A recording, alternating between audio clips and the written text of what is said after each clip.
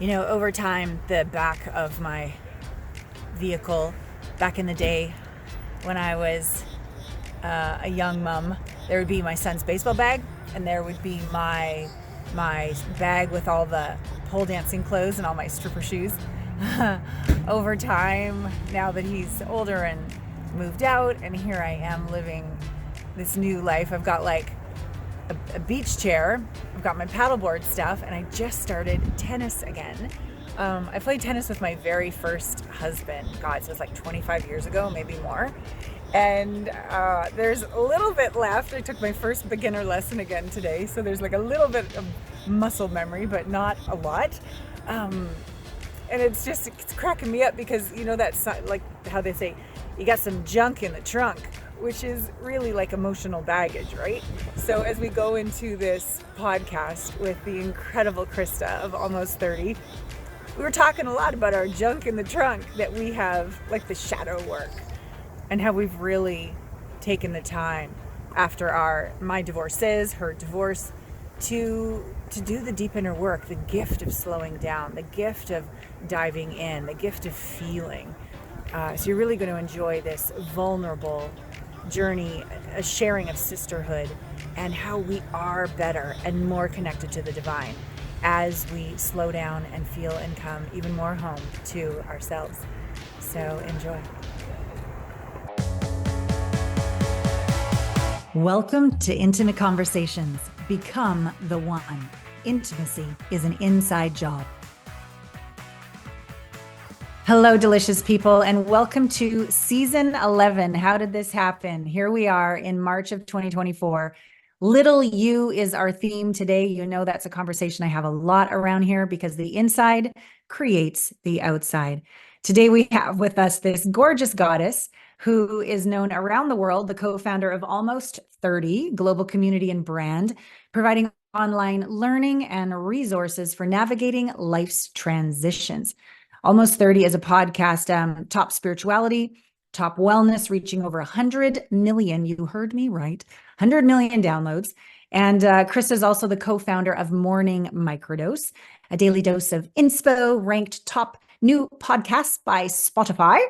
And Krista leads global retreats. We're going to tell you more about the Divine Mother one coming up, which has a lot to do with little you, these inner wounds. And she speaks all over the world. And she is a visionary for the modern tarot, which provides luxury tarot tools for the modern life. And she's a lifelong empath. And she's a feeler and a rebel and a teacher and a healer. She's been a great support to this podcast as well, behind the scenes. We're so grateful for her. She's a lover of life and a fan of living it. So welcome, my love. I'm so glad we're together today. I know. I loved our last conversation. I felt like so invigorated and excited. So I'm just really excited to talk today. I feel so lucky. Thank you so much. Thank you. So I know I stalk you a little bit, but not a lot. But I know we both have been through trauma. We both have had deep shadow work, wounds. We've done our little you work inside. We've gone through divorces. Where do you want to begin? Where are you today? Where are you today with your heart, your life, your relationships, all of that? Where are you right this moment? The beautiful question and invitation for the check-in. Yeah. I feel like in this now moment, so it's been a year since my divorce. It's been a year since the move out. And, that year in 2023, I think for a lot of us was incredibly up and down, was very rocky. I think as a collective, we went through so much. There's a lot happening. There's a lot shifting. And for myself, it was one of the hardest years of my life. My dad is really sick. It got even worse. And we have some family things going on behind the scenes, the divorce. I had a move, I had illness, all of these things. Wow. But within that, deep shadow work, that deep darkness of suffering that really happens oftentimes in life, I really discovered who I was, and I was reminded of how the suffering is really where we discover ourselves, really where we find ourselves. So in this moment in, March of 2024, although I feel different, I feel more myself and I feel more whole. And that opportunity to lose people and lose places and lose things really gave me this beautiful space to just reclaim and refine who I was and make sure that I was the center and that I stayed center through it all and that I could not lose myself again, because Yeah. you can really lose yourself in hard times. So I feel really, really good even amongst chaos. Wow. Fucking brilliant. Mhm. I remember one time I was out at a cabin. I was having a planned nervous breakdown Thursdays through Sundays, and I would That's what's work, up. right? That's what's Monday up. through Wednesday, I would work. God, And I I remember, am obsessed with that. so I was sitting on this deck of this cabin outside of LA. I used to live in LA for 20 years. So I was out in the desert. And I just kept writing all these notes out. Like, what if everybody, unfollows me? What if it was a time when my son went to go live with his dad? What if my son never calls me again? I was single at the time. What if I never find love? Like, what if I die alone? Like, it was the list. It was the list. And I would cry and cry and cry. And then I started to do on the front of the sentence, even though, you know, at the end of the sentence, I love and accept myself. And I did this day and day in and out. And then one day I had what I call a direct experience where like gravity fell away. I was one with little you because I said to her, hey, even if you're ashamed, I will never leave you. You don't even need to change for me to love you. I'm not going to wait till everything's like perfect for me to love you. Like, I'm going to throw away the key. Like, I love you no matter what forever. Even if this takes eternity for us to shift this, I got your back. And it was a oneness moment. And then Shazam, it was a oneness moment with the divine. And I was like, I'm fucking onto something here. So I'm Yep. really curious about how you came into alignment with your little you. Yeah. I want to answer that. And I just want to kind of even just go in more to what you're saying too, because I think there's so much of it for the listeners that's so helpful. First Mm, of all, it's you can't really put words to this moment of the oneness. It can yeah. be described as much as you can, but until you have a felt sense Yeah. of I've it, got shivers as you're saying it. you're just gonna go around it. Yeah. But your experience is real self-love. I think for me, for so long, I loved myself when I looked perfect, when everyone liked me, when everything Mm, was going well, when I had everything. But if that happened, if someone didn't like me, if someone said something bad about me, if someone left me, if I had a friendship breakup, I didn't love myself anymore. Then I right. picked myself apart. How do I be better? How do I change this situation? How do I make them come back? How do I do all Right. these things? And self-love really is the even if, Yeah. even Yeah. though. And that is a part of internal family systems, which I really love. And that's parts where coming back to the little you, coming back to the self, and really coming into a deeper place of self love. But through my work of rediscovering my little you, I think it started probably years ago, but it really came to a head when I did mother wound healing. So I Mm, did a lot of work around my mother wound because that was the hardest relationship within my life. My got it. mother really struggled with mental health, and there was a lot of trauma in the household, and it was just really challenging. It led me to hate my body, get in Mm, narcissistic relationships. It led me yeah. to certain types of addictions and things that happened. But when I really started to do the work that we do in our spirituality space in therapy and at retreats, a darkness retreat I did was a really powerful one. I Mm, was able to re-meet my inner child and my little me. And at first, I thought it was so stupid and I thought it was so annoying. And I was like, this is so dumb. I hate this. I don't even know why I'm doing this. What is yeah. the point of it all? Yeah. Is really like my rejection of the self, my shame around who I was, like Yeah. my Yeah. fear of going in. Yep. But when I was able to reclaim that little me, and now through my work, it's every year kind of finding a different version and loving a different version. It really becomes something that it's really like calling back pieces of you and Yeah. aspects of you, like in the Yeah. places and spaces and time, and really calibrating them to you now and really being with that like full version of you that's Mm. not going to abandon yourself again. Mm, I love this. When I first started this little you, maybe that was about 10 years ago, where I Mhm. really got how much I hated myself. I did Oh yeah. not want to admit it. Oh yeah. Since then, I've done some psychedelic somatic integration work Yep. personally and with my clients, different than, 20 years ago when I did ayahuasca, which was amazing, but I left out to tier three and I know I'm one with all. But when I got back in my body and got back dating, I kept attracting narcissists, Oh right? yeah. So clearly They love something, me. I'm the yeah, best. We're a nurse. you're a hottie. I'm just like an amazing audience. I'm like, ah. Well, I don't remember how much I've told you about my pastor that you know, but the relationship prior to this one ended with him being arrested for criminal assault and me being in a domestic violence shelter. And he ended up pleading guilty to criminal assault. And I didn't tell anybody because who am I, this amazing intimacy expert who can create all the results for others, who's a fucking hot mess behind closed doors?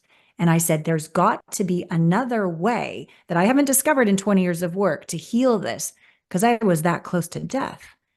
And what I discovered was this way to go stay in the body using MDMA and cannabis to do this tier 1 work, integrating level 4 trauma.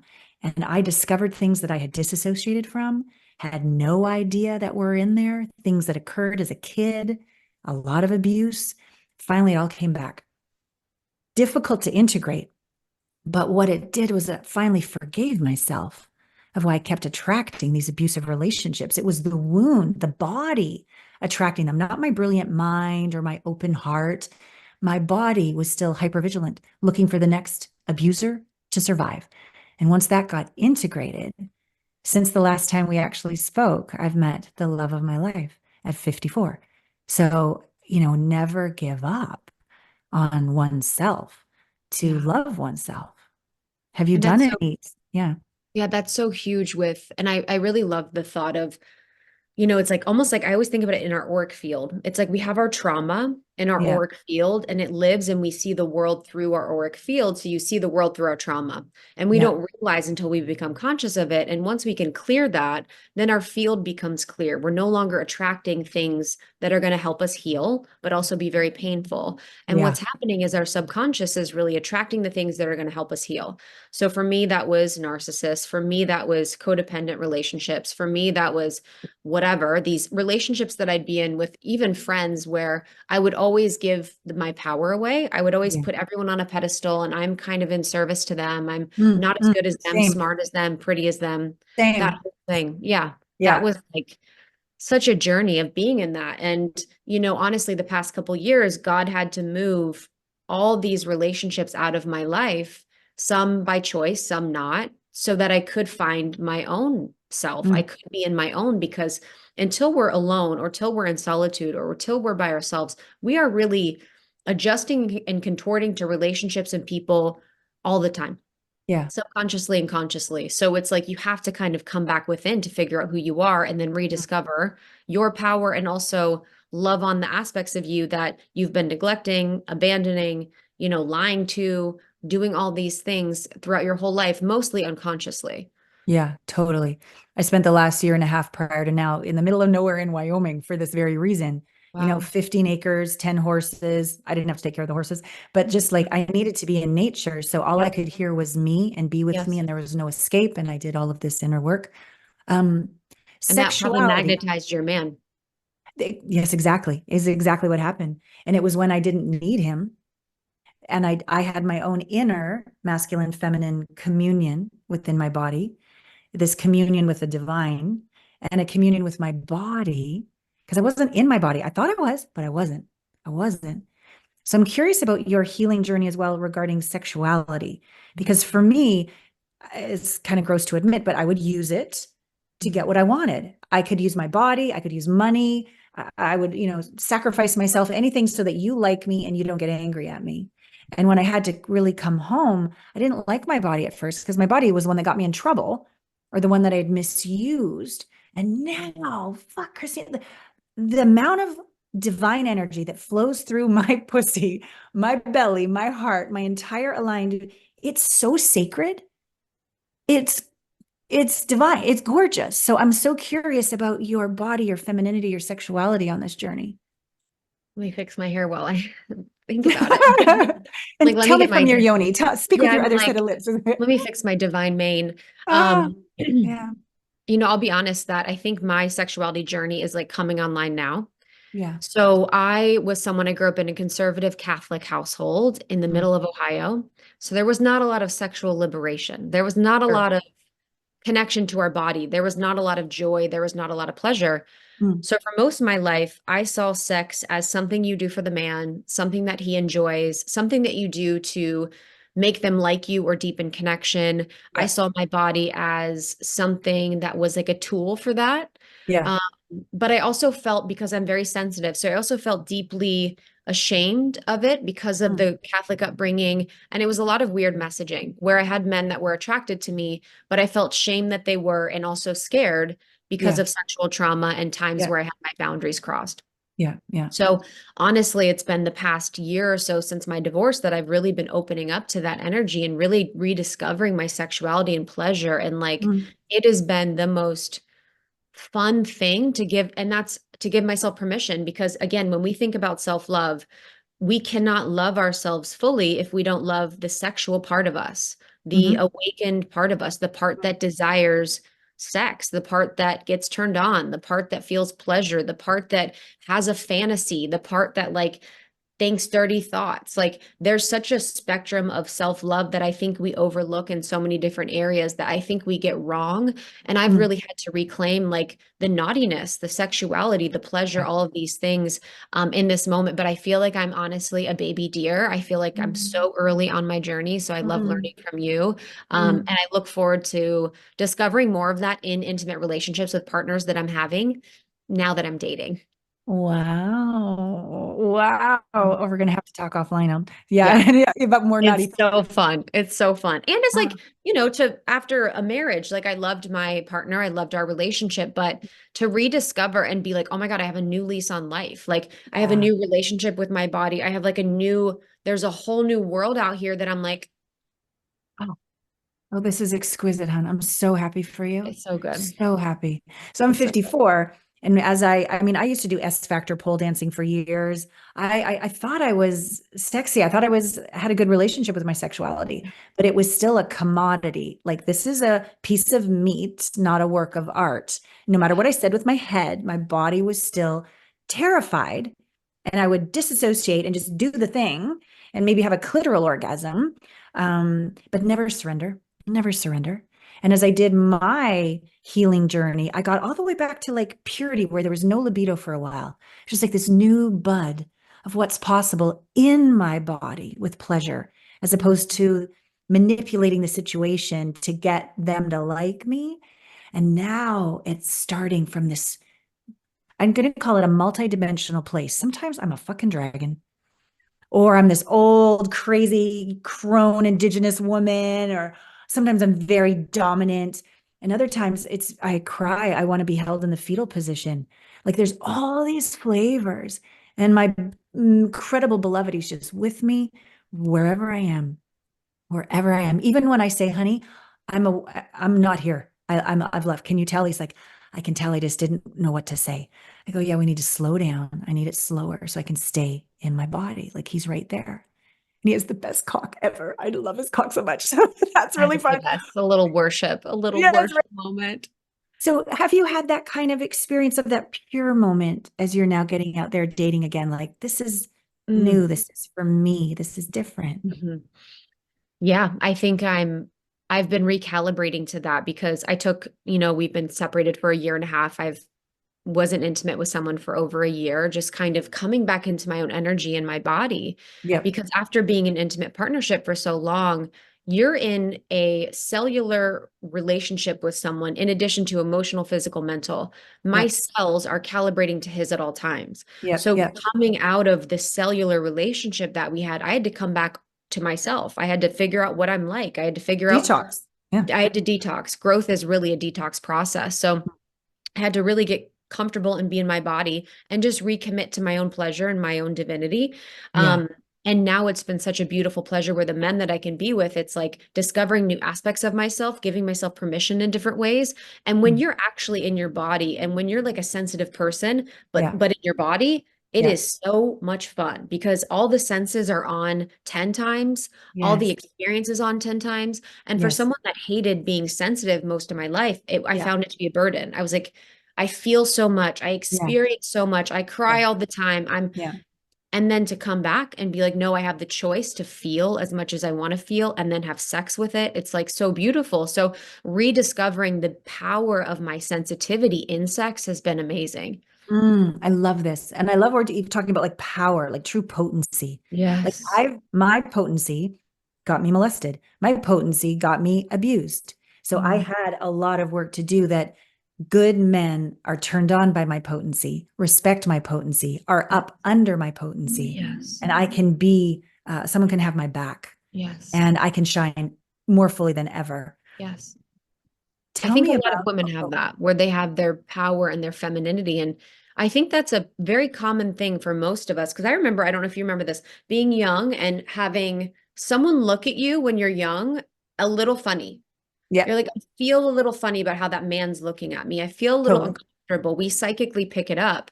Yeah, And I think that was something I had too in Ohio, like wanting to be really attractive and beautiful, but also being scared of it. Wanting to totally, be like, look good and hot for guys, but also knowing that women hated me because I was beautiful. Knowing totally. that they wanted me to be hot, but not too hot.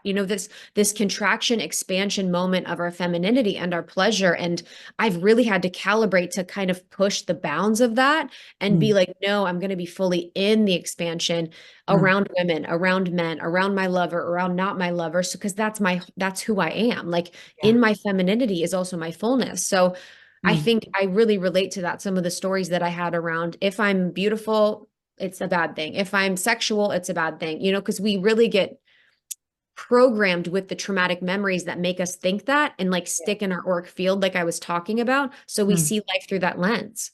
Yeah, yeah. I love what you're saying. There was a time when I was in my early 20s, I was a topless dancer in Japan.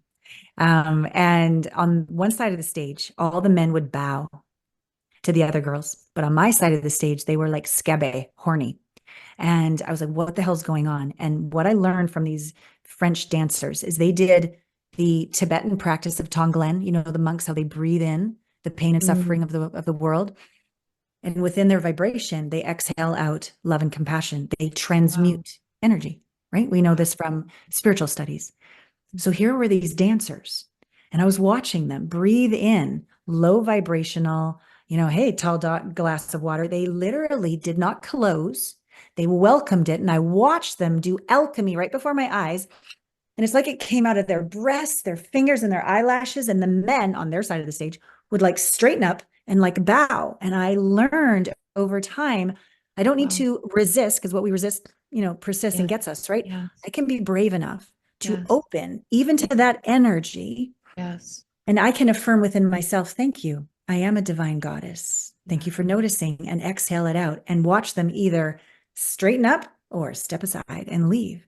It was so empowering in life, talking about what you're talking about growing up where you did, now being in LA. We don't need to hold back. We need to be, aware, discerning, Yeah. down a dark alley in the middle of midnight, probably don't put your energy out there, but we don't have to ever shut down the sacredness of our sexual Yeah. healing, creative, Yeah.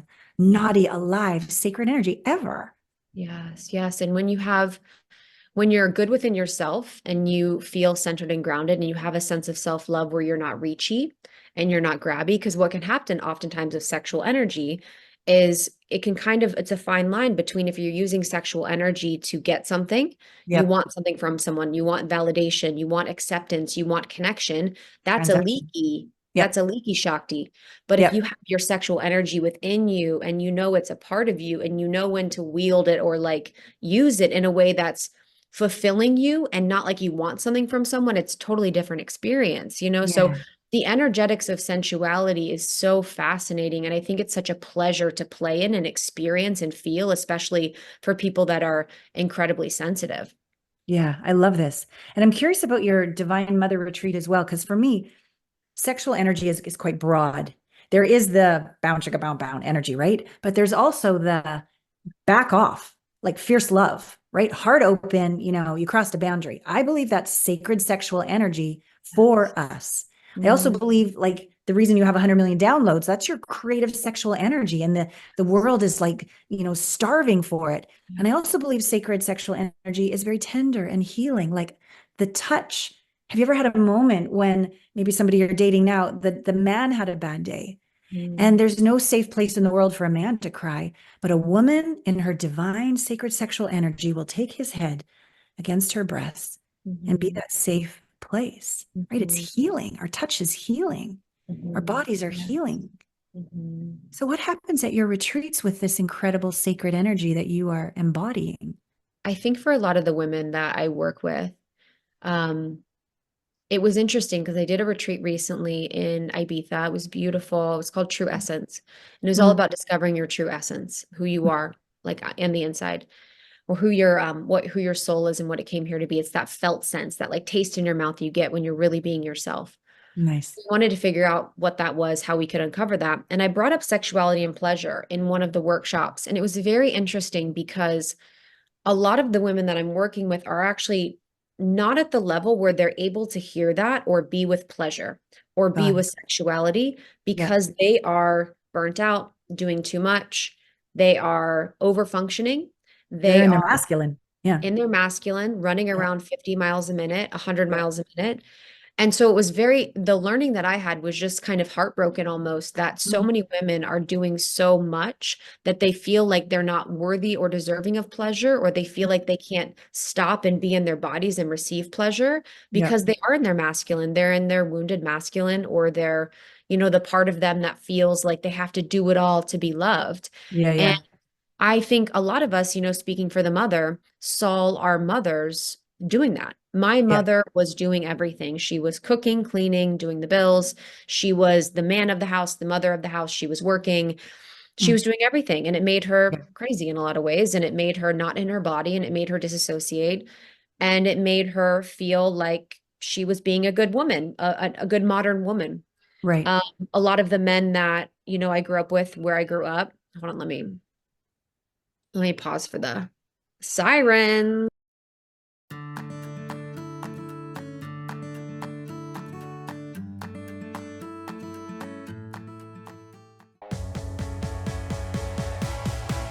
See you next week on Intimate Conversations.